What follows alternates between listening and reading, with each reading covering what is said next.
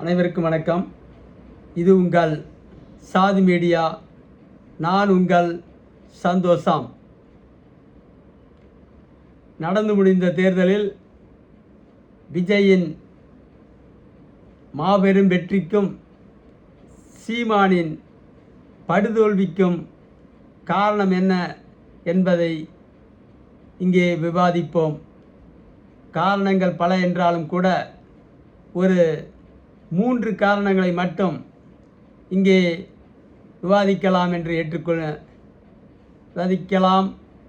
என முடிவு செய்திருக்கிறேன். 1. விஜய் முகம் காட்டினால் 3 லட்சம் வாக்குகள் கிடைக்கும்.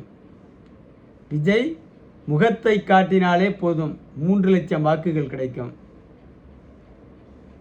ஆனால் சீமான் முகம் காட்டினால் 3 ஓட்டு கிடைக்குமா என்பது சொல்வதற்கு இல்லை. சரி, முகத்தை விடுவோம், அடுத்த கட்டத்திற்கு இறங்குவோம். இவ்வளவு பிரகாசமான அது காரணம். இவ்வளவு பிரகாசமான வாய்ப்பு இருந்தும் விஜய் மக்களை கவர திட்டங்களை தீட்டுகிறார். 2500 ரூபாய் மகளிர் உரிமை தொகை என அறிவிக்கிறார். அதுவும் அனைவருக்கும் என்று அறிவிக்கிறார். சீமானுடைய நிலைப்பாடு என்ன? நாங்கள் தரமாட்டோம், நிதி எங்கே இருக்கிறது? நிதி எங்கே இருக்கிறதுன்னு என்ன மாதிரி ஆளையாவது கேட்டு தெரிஞ்சுக்கணும். பொருளாதாரம் படிச்சுட்டேன்னு சொல்லிட்டு இருந்தால் போதுமா சீமானுக்கு?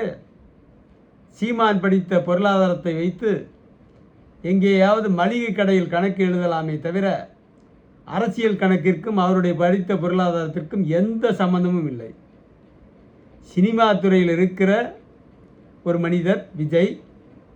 அவருக்கு நாட்டு நடப்பு தெரியுமா என்பதே சந்தேகம்தான், வாய்ப்பு இல்லை.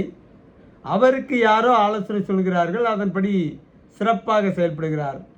ஆனால் கீழ்மட்டத்திலிருந்து போன சீமான் எதற்கும் உதவாமல், நாட்டு நடப்பே எதுவுமே தெரியாமல் இருப்பதை பார்க்கிற போது மிகவும் மனவேதனைத்தான் ஏற்படுகிறது.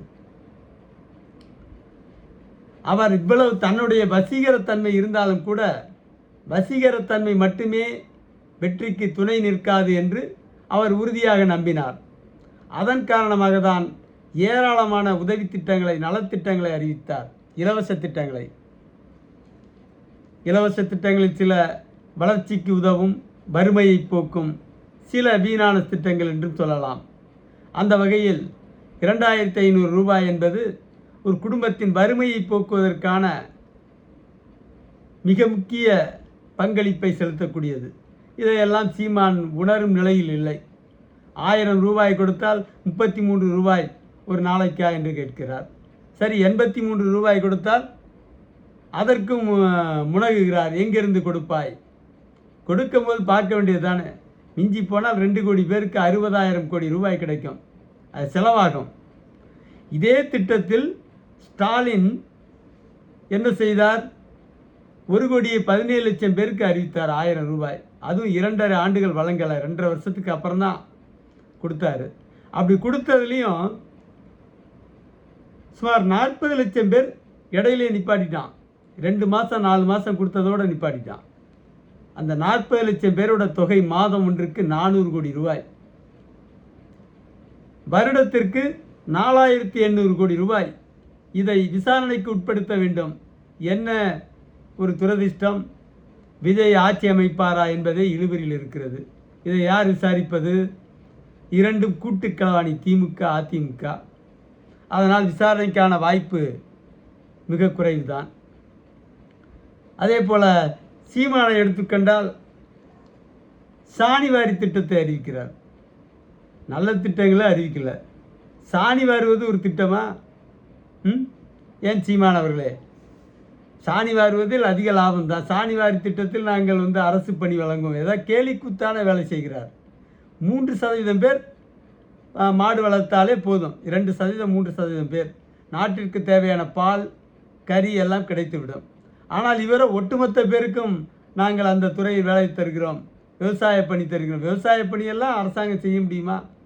சாத்தியமே இல்லாத ஒன்றையெல்லாம் பேசி தமிழ்நாடு என்ன தனி நாடா?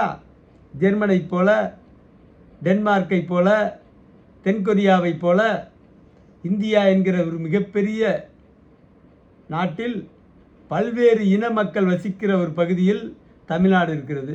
இங்கே தமிழர்கள் மட்டும் நினைத்தால் கூட ஒரு காரியத்தை சாதிக்க முடியாது என்கிற நிலை இருக்கிறது. இப்படிப்பட்ட நாட்டில் வாழ்கிற நம்மள் இந்த மக்களை எப்படி பாதுகாப்பது என்கிற நோக்கம் துளி அளவு கூட இல்லாமல் அவர் சகட்டு மேனிக்கு வாய்க்கு வந்ததையெல்லாம் பேசுகிறார். இது மிகுந்த மனவேதனையை தமிழகத்தில் இருக்கிற தமிழர்களுக்கு ஏற்படுத்திவிட்டது. நையாண்டி காட்டுகிறார் மக்களை. ஹெலிகாப்டர் வழங்குவோம், 1 கிலோ தங்கம் வழங்குவோம். அதற்கெல்லாம் சேர்த்து தான் தேர்தலில் சீமானுக்கு மக்கள் பாடம் புகட்டி இருக்கிறார்கள் என்று நான் நினைக்கிறேன். அதுபோல் நல்ல வெறும் முகத்தை மட்டும் நம்பாமல் திட்டங்களையும் அறிவித்தார் விஜய். அடுத்தது உதவி திட்டங்களையும் நலத்திட்ட உதவிகளையும் அறிவித்தார். அடுத்ததாக ஊழலுக்கு எதிராக பேசினார். திமுக அதிமுக 2 கூட்டு களவாணிகள் என்று அறிவித்தார். ஊழலுக்கு எதிராக பேசினார். அண்ட புலுகன் ஆகாச புலுகன் என்று ஸ்டாலினை வர்ணித்தார். பொய்யிலே புழுத்து பொய்யிலே வளர்ந்த புலுகர் பெருமான் என்று ஸ்டாலினை குறிப்பிட்டார். அது 100% உண்மை. திமுக ஆட்சியின் ஊழல்கள் சிலவற்றை சொன்னார். அது அவருக்கு விவரம் புரியாது. நாட்டில் 5 ஆண்டுகளில் சுமார் 15 லட்சம் கோடி ரூபாய் மேல் மட்டத்தில் மட்டும் திருட முடியும். அதற்கு பல காணொலிகளை நான் சொல்லியிருக்கிறேன், எப்படியெல்லாம் திருடுகிறார்கள் என்று. குறிப்பாக டாஸ்மாகில் மட்டும் ஆண்டுக்கு 2 லட்சம் கோடி திருடுகிறார்கள். 3 பெட்டி விற்றால் அதில் 1 பெட்டி தான் அரசு கணக்கில் போகிறது. அதை தவிர வாங்குகிற மதுபானங்களுக்கு 30% கமிஷன் பெறுகிறார்கள். அதையும் பங்கிட்டுக் கொள்கிறார்கள். எண்ணற்ற ஊழல். இது பற்றியெல்லாம் ஊழல்தான் நம் நாட்டில் குறிப்பாக அண்ணாமலை அவர்களை உயர்த்தி பிடித்தது.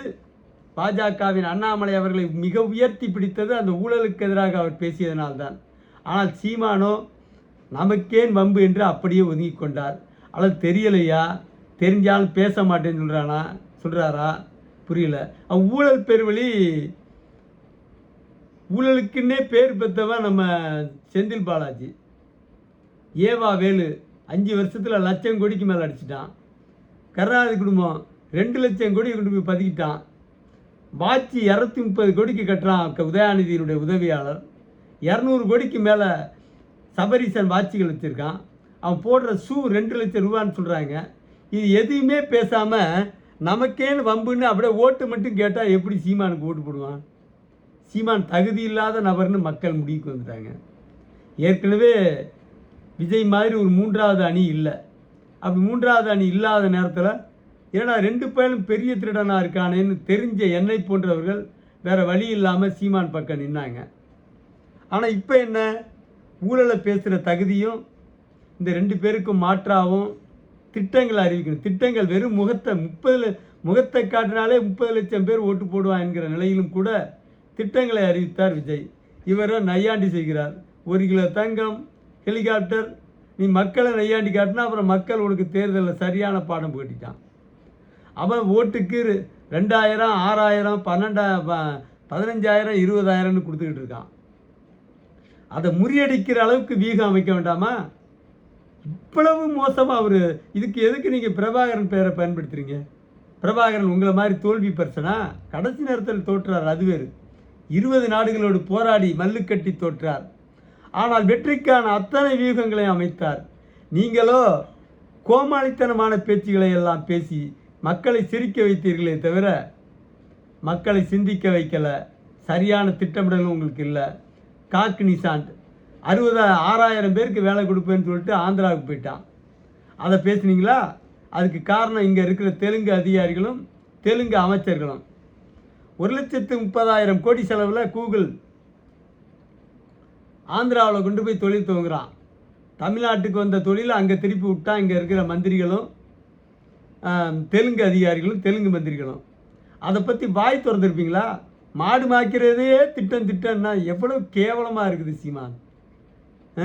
இந்த சாணிவாரி திட்டத்தை இங்கே கைவிடாமல் நீங்கள் ஒரு காலமாக தலையெடுக்க முடியாது. கண்ணீர் விடுறீங்களே, நாங்கள் கண்ணீர் விட்டு நாங்களும் உங்களோட சேர்ந்து கண்ணீர் விடுறதா? ரொம்ப கேவலமாக இருக்குது.